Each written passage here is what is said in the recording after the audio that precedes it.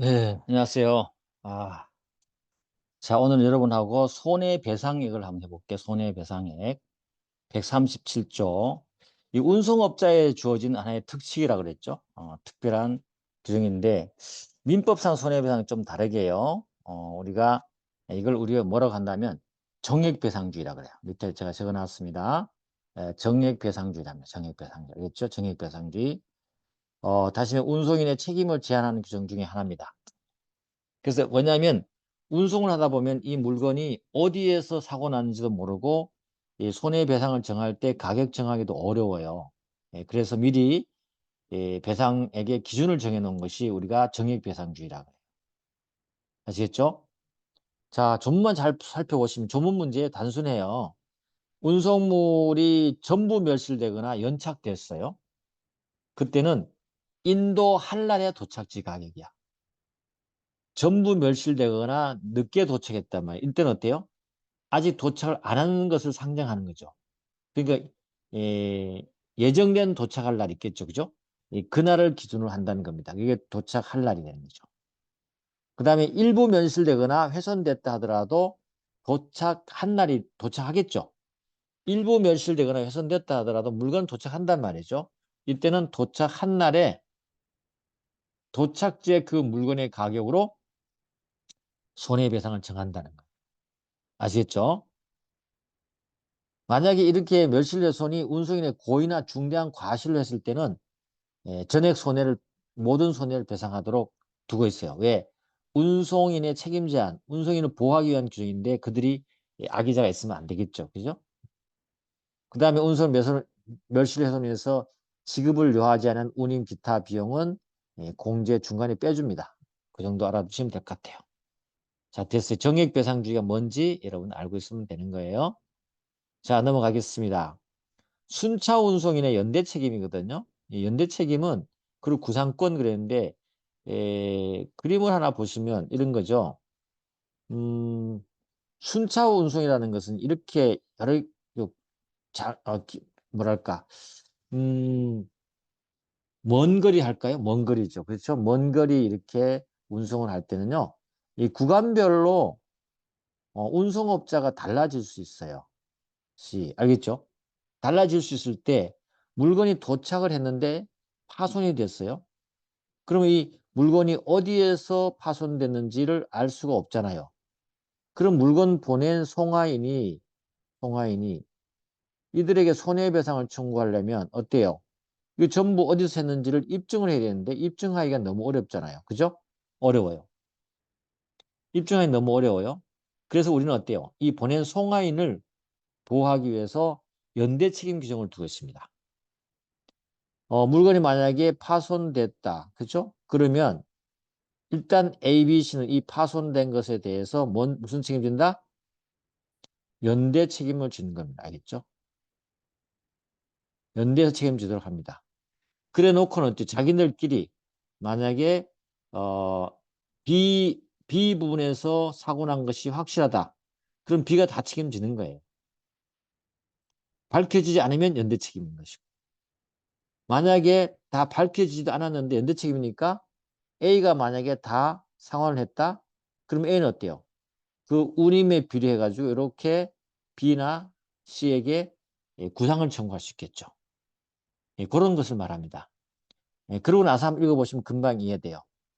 수인이 순차로 운송할 경우는 각 운송인은 운송인 멸실 훼손 연착을 인한 손해 연대에서 배상할 책임이 있다. 운송인 중 1인이 전항의 규정에서 손해를 배상한 때는 그쵸. 손해의 원인이 된 행위를 한 운송인에 대해서 구상권이 있다. 그 손해의 원인이 된 행위를 한 운송인은 알 수 없을 때는 그 운임액의 비율로 손해를 분담하면 되는 거죠. 또 만약에 자기 운송 구간에서 사고 나지 않았어요 라는 것을 만약에 입증하잖아요. 그러면 거기서 빠져나갑니다. 알겠죠? 연대 책임에서 배제될 수 있어요. C 구간에서는 절대 그 사고가 날 수 없다 하면 어때요? C는 이렇게 빠져나가는 거죠. 연대 책임에서. 그런 뜻입니다.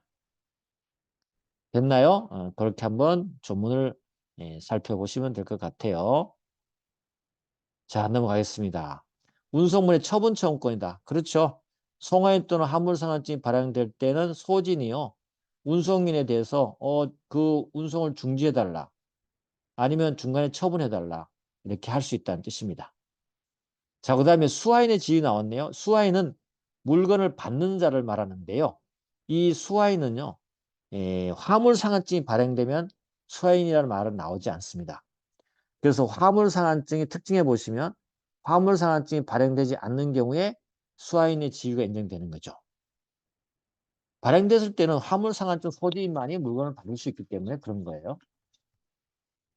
그래서 화물상한증 발행되지 않을 때 수하인은 할 때 도착한 때는요. 물건이 도착한 때는 수하인은요. 송하인과 동일한 권리를 갖고 있어요. 그래서 물건이 지금 운송되는 과정 속에서 누가 그 물건에 대한 주도권을 갖느냐의 문제입니다. 만약에 송하인이 물건을 보냈어요. 근데 이 도착지단 말이죠. 도착하기 전 단계 있죠. 이때는 송하인만이 이 물건을 처분권을 가질 수 있어요. 도착을 했어요. 그럴 때는 송하인과 수하인은 동일한 지위를 갖습니다. 알겠죠? 동일한 지위를 가져요. 그 누가 먼저 행사하냐에 따라서 권리를 갖겠죠. 근데 도착한 후에 수하인이 그 물건을 청구했어요. 청구했을 때는 수하인의 권리가 송하인의 권리에 우선하는 거예요. 지금 도착해 있다가 하면 어때요? 동일한 권리를 갖고 있는데 수하인이 물건 주세요로 청구해버리면 수하인이 이제 그 물건에 대한 권리를 갖게 된다. 이 말이에요. 됐습니다. 그 정도로 화물상한증이 발행되지 않았을 때 수하인과 송하인의 지위관계를 해놓은 것이 바로 140조다. 끝. 됐죠? 넘어가도록 하고요. 뭐 여기서 좀 어려운 게 하나 이제 법무사에서 27에 나왔던 게 있다면 이런 게 나왔어요. 근데 뭐 19번 같은 거 보면 쉽잖아요. 화물선이 발행되지 않은 경우 도착하기 전에는 송하인만이 계약상 권리가 있고 처분권을 갖는다. 운송물이 도착한 후에는 수하인만이 계약상 모든 권리를 갖는다. 맞는 말이죠. 근데 20번 가보니까 화물상한증이 발행되지 않았을 때 운송인이 발행되지 않았어요. 그런데 운송인이 수하인과 계약으로 물건에 대한 권리를 취득한 자에게 바로 인도를 해버렸어요. 이건 수하인의 의사에 따른 것이기 때문에 물건 인도에 관한 의무 위반을 볼 수 없다? 아니에요.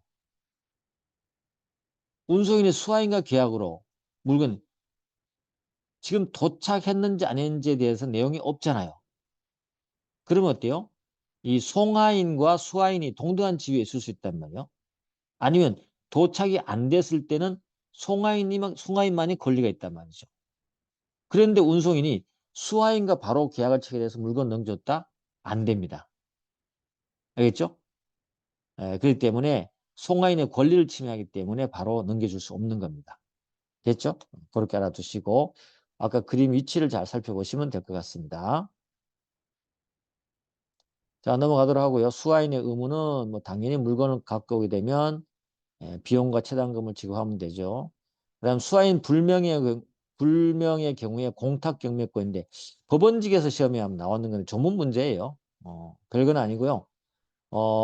물건이 도착해서 갖다 주려고 그랬더니 수하인이 없어요. 받을 사람이 없어요.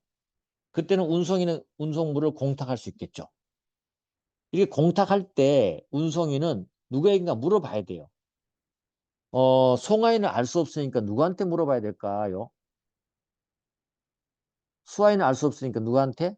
보낸 사람은 있을 거 아니에요. 그래서 송하인에 대해서 상당한 기간을 정해서 이 운송물을 처분할까요 말까요 물어보는 거죠. 그래도 아무 말이 없어? 그때는 경미할 수 있어요. 물론 조심할 거는 법원의 허가 없이도 경미가 가능하다는 겁니다. 알겠죠? 근데 운송인이 1항, 2항 규정에서 운송물을 공탁 경매를 한 때에는 지체 없이 송하인에는 통지해줘야 되겠죠? 그 말이에요. 별거 없습니다. 자, 그 다음에 운송물을 수령 거부하거나 수령 불능이에요. 도저히 받을 수 없다는 거죠. 송하인이 물건을 안 받겠대. 그럼 어떻게 될까요?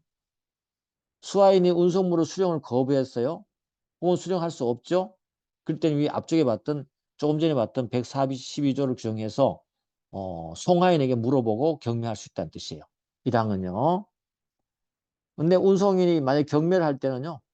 송하인에게 최고를 하기 전에 수하인에 대해서도 상당한 정에서 운송물의 수령을 먼저 최고는 해야 됩니다. 그게 차이점이죠. 경매할 때 송하인에게 수하인에게도 왜냐하면 수령을 거부한다는 것은 수하인이 있다는 거니까 그에게도 수령을 한번 최고해야 된다는 것만 알아두시면 되겠습니다. 됐고요. 만약에 공시최고다. 송하인도 모르고 화물성어뜬 소지인과 수하인을 다 알 수 없어요. 그때는 공시최고에서 누구 건지 알아봐야 되겠죠? 끝. 준용규정도 그렇고요. 운송인의 책임 소멸은 앞쪽에 똑같습니다. 수하인, 화물상환증이 유보 없이 물건을 운임을 수령하고 운임을 비용을 지급해서 하면 어때요? 에, 운송인의 책임은 다 끝나요.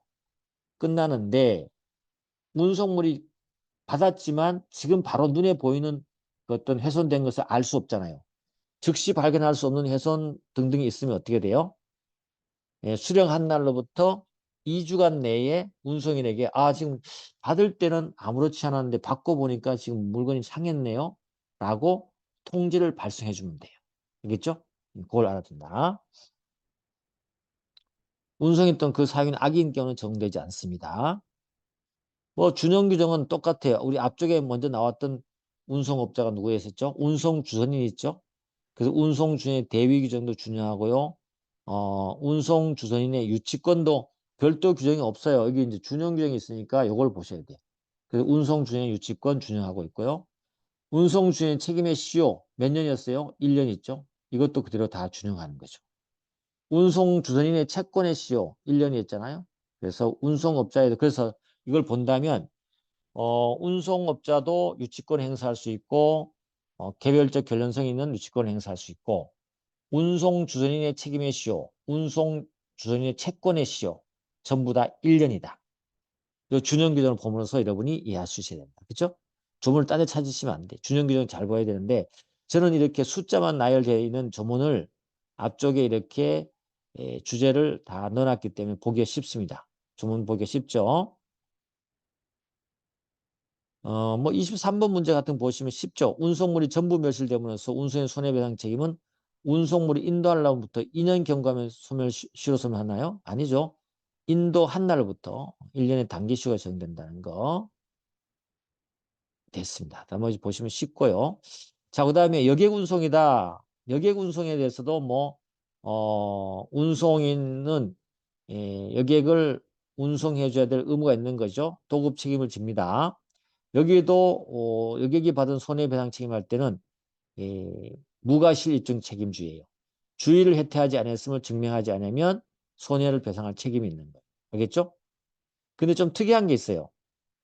여기에 여객이 받은 손해배상 책임은요. 손해배상 책임을 정할 때 법원은요. 피해자와 그 가족의 정상을 참작합니다. 그 정상 참작 규정이 있다는 거 알아두시면 됩니다.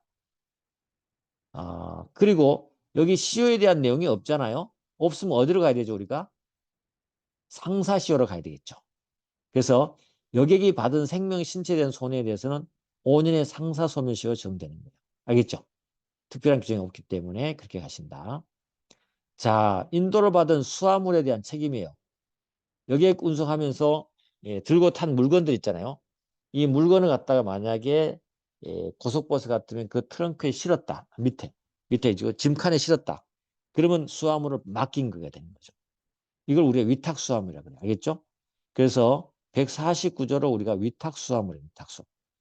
맡겨놓은 거잖아요. 위탁. 그죠? 위탁수화물. 그 책임은요. 운송인이 인도를 받았기 때문에 당연히 책임을 져야 된다. 그죠? 그래서 설령 운임을 받지 않고 공짜로 해줬다 하더라도 물건의 운송인과 동일한 책임을 져줘야 돼. 근데 수화물이 도착지에 도착한 날부터 10일 동안 여객이 물건을 안 찾아가. 그럼 어때요? 앞쪽에 봤던 우리 매도인의 공탁 경매권 있잖아요. 그것처럼 준용해서 공탁하거나 경매할 수 있어요. 만약에 주소나 거소를 알지 못하는 여객이 있을 때는 최고와 통지를 안 하면 되는 거죠. 만약에 또 인도를 받지 않는 거. 그렇죠? 이걸 어, 수화물을 맡기지 않고 여객이 들고 탔다는 거죠. 들고 탔다는 거죠. 이럴 때는 어떻게 하냐? 운송인 여객부터 인도를 받지 않았잖아요. 그러면 완전히 책임을 안 지는 거냐? 그건 아니에요. 어, 운송업자가 자기 또는 어때요? 자기 사용인의 과실이 없으면 책임이 없어요. 과실이 있으면 책임이 져야 돼요. 그래서 물건을 맡기지 않았다 하더라도 손님이 들고 탔다 하더라도 만약에 운송업자의 과실이 있다면 책임져야 된다는 거죠. 예를 들죠. 고속버스에 물건을 들고 탔어요. 근데 운전수가 운전을 굉장히 개팍하게 했다는 거죠. 왔다 갔다 하면서 하고 굉장히 브레이크도 급발진하고 했다면 그러다 보니까 어때요? 들고 있던 물건을 놓쳐서 깨져버렸다는 거죠. 이럴 때는 운송업자의 책임이란 뜻이에요. 됐습니까? 그래서 위탁받은 물건, 아닌 물건을 여러분이 이해해 주시면 됩니다. 조문 보면 금방 이해할 수 있어요. 그 다음에 넘어갑니다. 자, 공중 접객업 나왔다. 공중이 이용하는 시설에 이용할 때 문제되는 건데 여관, 극장, 음식점, 뭐 찜질방 등등 많죠. 근데 여기서 문제되는 건 뭐냐면 결국은 공중 접객업자가 그 공중 시설을 이용하는 고객에 대한 책임을 묻는 것이에요. 알겠죠? 책임 물을 때 주로 물건이 뭐가 문제되겠습니까? 물건을 맡겼느냐 안 맡겼느냐 문제되겠죠. 그걸 우리가 임치 물건이라 하면 알겠죠? 여기도 마찬가지로 임치를 했을 때 물건, 임치 받지 않았을 때 물건. 이거 다르게 정의되는 거죠. 아까 여객운송에서 맡겼느냐 안 맡겼다 따지듯이 공중접객업자가 똑같아요. 여기서 맡겼다 안 맡겼다는 뭐라고 하냐면 임치라는 말을 써요. 알겠죠? 임치. 이 임치는요. 합의가 묵시적 명시적 합의가 있어야 됩니다. 알겠죠? 어쨌거나 1항은 공중접주 자기 또는 사연의 고객부터 임치 받은 물건이 있잖아요. 이거는 그들이 주의를 게을리하지 않았으며 증명하지 않으면 책임져야 돼. 이것도 무과실증 책임이야. 근데 이 항 보시면 임치 받지 않은 물건 있잖아요. 그것더라도 어때요? 이것에 대해서 자기 또는 사용인의 과실 있잖아요. 과실로 물건이 잘못됐으면 책임져야 돼요. 요 법리는 아까 공중접객업자 법리하고 똑같죠? 네, 그렇습니다. 설령요. 고객의 휴대물에 대해서 책임을 전혀 지지 않습니다라고 알렸어요. 알렸다 하더라도 공중접객업자는 과실이 있다면 어때요? 책임져야 돼요. 아무리 알렸다 하더라도 과실, 어, 우리 이러한 경우는 어떤 경우 책임지지 않습니다. 해놨다 하더라도 그 시설물에 과실이 있으면죠. 책임져야 된다. 이 조문을 기억해 두시면 돼요. 한 번 정도 읽어두시면 충분하니까 조문 문제로만 계속 나오는 거니까 알아두셔야 된다. 그렇죠? 자, 넘어가도록 하겠습니다. 그리고 이제 맡겼다는 그 임치 계약 있잖아요. 임치 계약은 명시적, 묵시적으로 다 가능해요.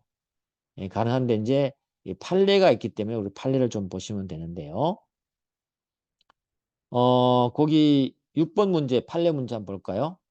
고객의 임치물에 대한 공중 접객 책임은 당사자 사이의 개별적인 특약에 의해서 감경 또는 면제될 수 있다. 당연합니다. 임의 규정이 가능한 겁니다. 그래서 5번도 한번 보실까요? 공중 접객업자 고객 사이의 임치가 성립하려면 공중 접객업자 고객 사이의 공중접객업자가 자기의 지배 영역 내에서 목적물 보관에 채무를 부담하기로 하는 명시적 묵시적 합의, 임치 계약이 있어야 된다는 거죠. 알겠죠? 그걸 알아두시고. 그리고 우리 여관 부설 주차장에 대해서 유명한 판례가 있는 거죠. 기억을 해 두셔야 되는데 여관을 운영한 자가 여관 건물 바로 앞에 이용객들의 차량을 주차하는 주차장을 만들었어요. 근데 주차장에 테두리를 하고 관리인을 뒀어요. 그러면 그냥 차를 몰고 들어와서 거기서 세우는 순간 임치 계약이 성립돼요. 그냥 공터를 뒀다? 그러면 거기 세운다 하더라도 임치 계약이 성립되지 않아요. 그때는 키를 어때요? 그 카운터에 맡기거나 차 좀 봐주세요라고 말을 해야만이 뭐가 된다? 임치 계약이 성립되는 거예요. 알겠죠? 그래서 이 사건도 주차장에 차량 출입을 통제할 시설에 인원을 두지 않은 경우 이용객이 여관에 투숙하면서 주차장에 주차한 차량이 도난됐다 하더라도 누가? 회사는 책임을 져야 안 져요? 안 지는 것이. 여관은 책임을 지지 않습니다. 알겠죠? 예, 그 말이다. 근데 8번 보시면 여관 부설 주차장에 시정 장치가 된 출입문이 설치되어 있는 등 여관 측에서 주차장의 출입과 주차실 통제하거나 확인할 수 조치가 있다면 그냥 거기 가서 세우기만 해도 임치 계약이 성립된 거로 보는 거예요. 알겠죠? 예, 그렇게 보시면 됩니다. 그리고 9번 판례도 꼭 알아두셔야 될 것이 예, 숙박업자는요. 고객이 위험 없이 안전하게 편안하게 잠을 잘 자고 갈 수 있도록 해줘야 될 의무가 있거든요. 요거는 우리 계약상 의무에서 고객이 안전 배려할 보호 의무라 그래요. 근데 거기 잠자다가 고객 생명의 침해에 대해서 추적기에 손해를 입혔다. 요거는요. 불법 행위가 아니고 불안전 이행으로 인한 채무불이행 책임으로 보는 거예요. 알겠죠? 그래서 요 판례를 하나 기억을 해 두십시오. 법원직에도 언제 한 번씩 나올 수 있으니까 불안전 이행은 채무불이행 책임이지 불법 행위 책임이 아니에요. 이해되셨죠? 그 다음에 이제 고가물에 대한 책임도 똑같아요. 뭐 공중 접객업자에 대한 똑같습니다. 그래서 호텔이라든지 이런 데 갔을 때 화폐라든지 유가증권이 고가물은 맡겨놨을 때만이 만약 분실됐을 때 손해배상을 청구할 수 있어요. 맡기지 않으면요. 책임을 안 져도 되는 거죠. 이게 고가물에 대한 책임이니까 한번 보시면 되고요. 자, 이제 공중접객업자의 책임의 시효가 있는데 제일 짧은 기간이 되겠습니다. 상법에서는 보면요. 공중접객 과실 책임과 고가물에 대한 책임은요.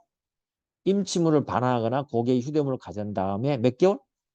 6개월 동안 하겠죠. 6개월 지나면 소멸시효가 완성돼 버려요. 굉장히 짧은 거죠. 근데 그 6개월의 기간은요. 물건이 전부 멸실되었을 때는 고객이 그 시설에서 퇴거한 날부터 기산합니다. 그 호텔에서 나간 날로부터 6개월이 지나면요. 이 공중접객업자 책임이 끝나는 거죠. 이 또한 공중접객업자를 보호하기 위한 규정이기 때문에 이들에게 악의가 있으면 어때요? 돼야 안 돼요? 적용하지 않습니다. 6개월이 아니고 이거는 몇 년으로? 일반 상사시효인 5년으로 넘어갑니다. 알겠죠? 예, 그걸 여러분이 알아두시도록 하고요. 자, 그 다음에 창법으로 가보겠습니다. 창법. 창법은 민법상의 임치계약하고 똑같은 거죠. 맡기는 계약. 그죠? 우리 창고업도 우리 다시 말하면 임치업 있죠. 이거는 상행위 중에 하나입니다. 타인을 위해서 창고에 물건을 보관함을 영업을 하는 자를 우리 창고업자라고 해요. 알겠죠? 그래서 창고업자는 몇 가지 좀 특징들이 있기 때문에 알아두면 돼요. 창고증권을 발행합니다. 여기서. 우리 화물산업증 발행하듯이 창고증권을 발행한다는 특이하고요. 창고업자는 임치인이 맡기는 사람이 청구해서 창고증권을 교부해야 된다. 보시면 되고요. 그리고 이 창고증권의 성격은 유가증권으로서 화물상환증 성격과 완전히 똑같아요. 그래서 157조에 가보시면 화물상환증의 규정을 다 준용하고 있죠. 그래서 상환증권성, 그죠? 또 당연한 지시증권성, 기재에 대한 효력 그래갖고 문헌증권성 있잖아요. 문헌증 적힌 대로. 그 다음에 화물상환증 처분한 것처럼 창고증권을 처분하면 물건 처분한 거 똑같아요. 그 다음에 화물상환증 물건적 효력도 똑같습니다. 다 준용하고 있다. 그죠? 그거 하나 알면 끝이에요. 일단은 창고증권. 근데 좀 특이한 게 하나 나와 있습니다. 그죠? 특이한 게 나와 있다. 예, 그게 이제 우리가 분할 부분에 대한 창고증권에 대한 청구가 되겠습니다. 자, 그래서 분할 부분에 대한 창고증권 청구 있거든요. 창고증권을 분할해서 발행할 수 있어요. 아무래도 특성상 그럴 수밖에 없어요. 이 분할 부분. 우리 화물상환증은 좀 다르게 그죠? 이 창고에 물건을 이렇게 만약에 100개를 넣어놨잖아요. 근데 그걸 100개가 한꺼번에 다 팔리는 건 아니잖아요. 그죠? 10개씩 팔릴 수도 있고 하니까 이렇게 10개씩 묶어서 이렇게 화물상환증 발행할 수 있다는 뜻이에요. 그래서 임치물을 분할해서 각 부분에 대한 창고증권 교부를 청구할 수 있다. 알겠죠? 그래서 분할 창고증권을 발행할 수 있다는 특징을 알아두시면 되는 겁니다. 댓글 넘어가시고. 자, 창고증권에 대한 입질과 일부 추구예요.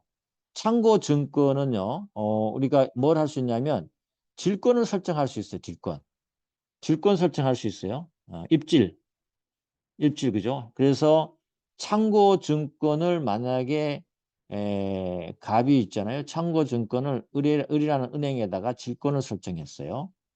그랬을 때 이 창고증권을 질권자인 을이 갖고 있단 말이에요. 이랬을 때 이 창고에 있는 이 물건을 빼낼 수 있어 없어요? 없어요. 원래는 빼낼 수 없잖아요. 그죠? 그런데 예외적으로 뺄 수 있도록 해줬어요. 누가? 갑이 을의 승낙을 얻으면요. 승낙된 부분에 대해서 이게 물건을 빼내올 수 있어요. 그걸 일부 출고를 하는 거죠. 그래서 질권자의 승낙이 있으면 채권의 변제기 전이라도 임치물의 일부 반환을 청구할 수 있다. 이 말이. 아시겠습니까? 이 경우 참고업자는 반환 임치물의 종류 참고 중 기재하면 된다. 그렇게 보시면 되고 별거 아니에요. 네, 그래서 일부 출고할 수 있다는 것만 제도만 알아두시면 됩니다. 뭐 손해배상 책임도 우리 똑같은 겁니다. 부의를 해태하지 않았으면 그 무과실 입증 책임, 그죠? 그 다음에 임치물 검사, 견품 적치, 보존 처분권 얼마든지 맡긴 사람은 물건을 볼 수 있잖아요. 그래서 맡긴 사람 혹은 참고증권 소지는 영업시간 내는 언제든지 물건 좀 봅시다. 제대로 있습니까? 검사할 수 있고요. 알겠죠? 견품도 좀 보여주세요. 다 할 수 있습니다. 자, 이제 우리가 가끔 시험에 나오는 거는 보관료 청구는 있고 그러면 이 창고 물건을 맡기고 언제 돈을 주냐 이거죠. 당연히 임치물을 밖으로 가지고 나갈 때 돈 내야 되겠죠. 보관료 내는 거죠. 그런데요. 출고할 때 아니면 아는 건데 만약에 보관 기간을 6개월이다. 6개월이 경과하잖아요. 그러면 출고 전이라도 6개월 경과 후에는 보관료를 청구할 수 있습니다. 물론 물건 일부를 출고할 수도 있죠. 이때는 비율에 따라서 보관료 청구하면 되는 거니까 한번 보시면 되는 거 별거 없어요. 자, 그 다음에 가보겠습니다. 자, 여기 문제 거기 4번 한번 볼게요. 참고 증권의 발행 여부를 불문하고 참고 임치 계약에 따른 보관료의 지급 채무자는 임치인만이다. 아니에요. 임치인도 물건을 달라고 할 수 있지만 참고 증권자도 어때? 증권 갖고인자도 물건 달라고 할 수 있잖아요. 그때는 본인이 보관료를 내야 되겠죠. 그래서 참고 증권 소진도 임치물을 반환받을 때는 보관료를 지급해야 되는 것입니다. 알겠죠? 그 다음에 임치 기간이다. 당사자 임치 기간을 정하지 않을 때는요. 임치물 받은 날부터 6월을 경과한 후에는 언제든지 반환할 수 있습니다. 당사자 임치 기간을 정하지 않을 때는 창구업자는 임치를 받은 날부터 6개월 경과한 후에 언제든지 반환할 수 있어요. 창구업자는 그죠? 임치 기간 정하지 않을 때 창구업자는 6개월이 경과하면요. 가져가라고 언제든지 얘기할 수 있어요. 임치물을 반환하면은 2주간 전에 그 대신에 갖고 갈 수 있는 준비를 할 수 있도록 2주간 전에 예고를 해야 돼요. 그죠? 그 정도. 그 다음에 부득이한 사유가 있을 때는요, 경우에 임치기간이죠. 부득이한 사유가 있을 때는 기간과 관계없이 언제든지 반환할 수 있어요. 예를 들면 맡겨놓은 물건이 막 상한다든지, 그죠? 이렇게 부패할 때는 가져가라고 할 수 있죠. 자, 그 다음에 참고업자의 책임의 시효입니다. 임치물의 멸실을 해서 생긴 참고업자의 책임은요, 물건을 가져간 날부터 1년이 경과하면 소멸시효가 완성돼요. 마찬가지로 이 1년의 기간은 물건이 만약에 전부 멸실됐잖아요. 그때는 임치인과 이 알고 있는 참고 증권 소진에게 통지를 발송한 날부터 1년이 경과하면 소멸되는 거예요. 이 또한 참고업자나 사용인이 악의가 있으면 5년의 상사시효로 넘어간다는 걸 알아두시고요. 자, 이렇게 참고업자의 책임시효와 관련된 판례가 하나 있어요. 요 참고업에는 판례가 거의 없는데 요 판례 하나 꼭 알아둬야 됩니다. 6번 판례죠. 1년의 이 시효 기간을 주장할 수 있는 자가 누구냐가 문제됐던 사건인데 이 참고업자의 책임에 관한 이 시효는요. 참고업자의 계약 상대방인 임치인이 맡긴 사람 있죠. 맡긴 사람이 청구할 때만 적용하는 것이고요. 그 물건의 원래 소유자가 있잖아요. 그죠? 그 소유자가 청구할 때는 이 1년의 단기 시효는 적용되지 않아요. 알겠죠? 예, 그 말입니다. 근데 여기 계약상 임치인의 청구뿐만 아니라 타인의 소유 물건 소유권이 타인의 청구에 적용된다? 아니에요. 임치인이 맡겼을 때 임치인이 청구할 때만 1년 그죠? 1년이 경과하는 것이고 소유권자인 타인의 청구에는 적용되지 않습니다. 단기시효가 알겠죠? 예, 그걸 여러분이 꼭 알아두십시오. 판례가 뭐 참고 외 판례가 별로 없는데 그 판례가 하나 있다는 걸 알아두시면 될 것 같습니다. 자, 그다음에 참고업자의 채권의 시효 똑같아요. 이것도 출고한 날부터 1년간 행사하지만 소멸시 완전하는 거죠. 다시 말해 참고업자가 임치인들에게 보관료라든지 물건 그죠? 보관료 청구 채권이죠. 그 채권 시효도 1년이라는 뜻입니다. 자, 됐습니다. 나머지 보도록 하고요. 자, 이제 금융리스업으로 바로 가보겠습니다. 금융리스업. 금융리스는 뭐 여러분 알다시피 운용리스와의 차이가 있는 것이죠. 예, 금융리스 이용자가 선정한 기계시설, 비싼 물건들 있잖아요. 고가 물건들을 제3자로부터 취득하거나 대여받아서 금융리스 이용자에게 이용하게 하는 것을 영업을 하는 자를 말해요. 이거 삼각관계를 꼭 생각해 주셔야 되죠.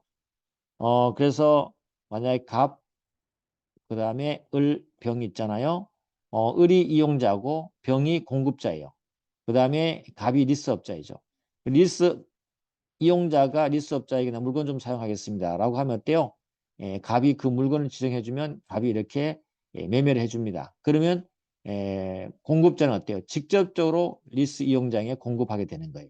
이런 관계고 그렇게 되면 을은 어때요? 리스료를 주고요. 그렇죠? 예, 그렇게 되는 겁니다.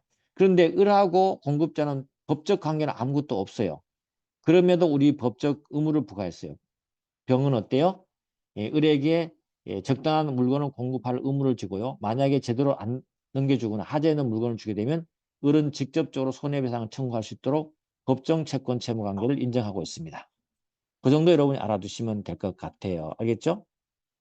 자, 됐습니다. 그 다음에 그 판례들이 개념 판례가 쭉 나와 있기 때문에 보시면 되는데 1번 한번 볼까요? 금융리스 계약은 금융리스 업자가 이용자가 선정한 기기에 물건을 공급자로부터 취득하거나 이용자의 일정 기간 이용하게 하고 기간 종료 후 물건 처분에 관해서는 당사자 사이에 약정으로 정하는 계약이다. 맞는 거예요. 그죠? 예, 그런 것들. 그리고 또 이 리스업의 본질적인 내용은 판례가 말하듯이 고가물에 대한 그 물건을 사기 위해서 돈이 너무 비싸게 들어가기 때문에 결국은 사용할 수 있도록 해주는 의미에서 자금에 대한 그죠? 어, 소요되는 자금에 관한 금융의 편의를 제공하는 것을 본질적인 내용으로 한다는 게 우리 판례 입장이고 맞는 말입니다. 자, 그 다음에 여기서는 뭐만 생각하시면 되냐면 리스업자와 금융리스 이용자, 물건 공급자의 그죠? 공급자의 서로 의무만 잘 알아두면 됩니다. 자, 1번 1항 보시면 업자는 이용자가 리스계획 정한 시기에 금융리스계획에 적합한 물건을 수령할 수 있도록 해줘야 되죠. 금융업자는 그죠? 그리고 이용자는 어떻게 돼요? 물건을 수령함과 동시에 리스료를 지급해야 돼요. 여기 좀만 잘 보시면 돼요. 물건 수령함과 동시에 줘야 돼요. 알겠죠? 그 다음에 이용자는 물건을 수령증을 발급할 수 있는데 만약에 물건을 잘 받았다고 수령증을 발급하잖아요. 그러면 물건 설령 받지 않았다 하더라도 적당한 물건이 수령된 것으로 우리 법은 추정해 줍니다. 추정 중에 있다는 거 알아두시고 그 다음에 이제 사항을 조심해야 되는데 이 물건이 받아서 있죠. 사용하거나 관리하는 건 누가 하냐면 이용자가 합니다. 선량한 관리자 주의로서 이용자가 유지 관리해야 돼요. 이게 바로 임대차와 다른 점이에요. 임대차는 뭐죠? 물건을 임대해 준 임대인이 어때요? 그 물건을 다 수리해주고 해줘야 된다는 거죠. 그래서 어때요? 이 금융 리스는 순수한 임대차 계약이 아닌 것이에요. 됐죠? 좋습니다. 자, 판례 두 개가 있는데 알아두십니다. 자, 금융리스 계약에서 금융리스 업자가 금융리스 물건의 하자에 대해서 하자 담보 책임을 배제하는 특약은 합리성이 인정돼서 유효하다. 맞습니다. 리스 업자가 물건이 하자에 있더라도 책임 안 지겠다는 특약은요, 가능합니다. 왜냐하면 공급자가 물건을 직접적으로 리스 이용자에게 제공하기 때문에 이런 특약도 가능하다고 보시면 되고요. 그 다음에 5번 가보시면 금융리스 업자는 특별한 사정이 없는 한 적합한 물건을 수령할 수 있도록 협력할 의무가 있고요. 별도로 금융리스 물건을 인도 의무나 검사 확인할 의무가 있을까요? 없어요. 왜 그런다 그랬죠? 리스 계약에서 계약만 하면 물건을 제조하는 공급자가 직접적으로 리스 이용자에게 줘버리기 때문에 리스 업자가 물건을 받아보지 못하는 거죠. 그래서 별도로 인도를 해준다든지 검사 확인할 의무가 없어요. 그거 꼭 알아주세요. 알겠죠? 그렇다는 알아두시고 됐습니다. 나머지 뭐 쭉 한번 보시면 되는 거고요. 자, 공급자. 이게 바로 이제 법정 채권 채무 관계예요. 공급자는요. 공급계획 정한 시기에 물건을 누구에게? 이용자에게 넘겨줘야 돼. 알겠죠? 또 공급이 정한 시기와 내용에 따라 공급되지 않은 경우는 금융 리스 이용자는 어때요? 공급자에게 직접적으로 손해배상 청구할 수 있어요. 또 공급 계약에 정한 물건을 직접 인도하라고 청구할 수 있어요. 요거는 공급자하고 리스 이용자는 아무 관계가 없음에도 법적 관계 없음에도 불구하고 우리 법이 계약 관계 없음에도 불구하고 법이 인정해주는 법정 채권 채무 관계가 되는 거죠. 알겠죠? 그리고 리스업자는 이러한 권리 행사하는 데 도움을 줘야 된다. 협력해야 된다. 됐어요. 자, 금융리스 계약도 해지할 수 있습니다. 얼마든지 해지할 수 있는데 금융리스 이용자의 책임 있는 사유로 특히 1항에 가보시면 이용자의 책임 있는 사유로 계약을 해지할 때는 업자는요. 잔존 금융리수료 전부를 한꺼번에 달라고 할 수도 있고 물건도 돌려내라고 청구할 수 있어요. 물론 여기에 손해난 게 있으면 어때요? 당연히 손해배상 청구에 영향을 미치지 않고 손해배상할 수 있습니다. 그리고 또 한 가지 3번인 사망인데요. 금융리스 이용자도요. 중대한 사정 변경이 있을 때는 사정 변경에서 물건을 계속 사용할 수 없잖아요. 그때는 3개월 전에 예고하고 계약을 해지할 수 있어요. 물론 해지를 통해서 리스업자에게 손해가 발생하면 손해는 배상해 줘야 됩니다. 우리 이와 관련해서 우리 상법 총칙에서 해지 사유와 기간 배웠죠? 익명조합은 몇 년이에요? 6개월 전에 예고하고 하고 영업 연도 말에 해지되는 걸 본다 그랬죠? 예외로 부득이한 사정이 있거나 언제든지 해지할 수 있다. 사정이 있으면 알겠죠? 그런 게 있었죠. 대리상은 존속 기간이 없는 경우에 2개월 전에 대리상은 예고하고 해지할 수 있어요. 그 다음에 가맹계약은 어때요? 나중에 보겠지만 상당한 기간 예고하고 해지할 수 있습니다. 그래서 6개월 전, 2개월 전 상당 기간 요 차이 나는 것을 여러분이 공부하시면서 비교를 좀 해주시면 되겠습니다. 자, 됐죠? 자, 그럼 우리 10번 한번 문제 한번 풀어볼까요? 10번은 금융이수 이용자는 중대한 사정 변경에서 금융이수 물건 계속 사용할 수 없는 경우에 3개월 전에 예고하고 리스 계약을 해지할 수 있다. 이용자는 계약이 해지로 인한 금융이수 업체에 발생한 손해를 배상해야 된다. 맞는 말이죠? 근데 거기 가면 X로 돼 있잖아요. 10번 정답이 O로 고쳐줍니다. 요거는 뭐 여러분들에게 나눠준 정오표를 확인해서 좀 고쳐 나가시면서 공부하시면 됩니다. 이 정오표에 대해서 너무 스트레스 받지 마시고요. 여러분이 공부하면서 체킹하면서 고쳐 나가면서도 여러분 것이 될 수 있기 때문에 확인하고 공부한다는 즐거움으로 하십시오. 알겠죠?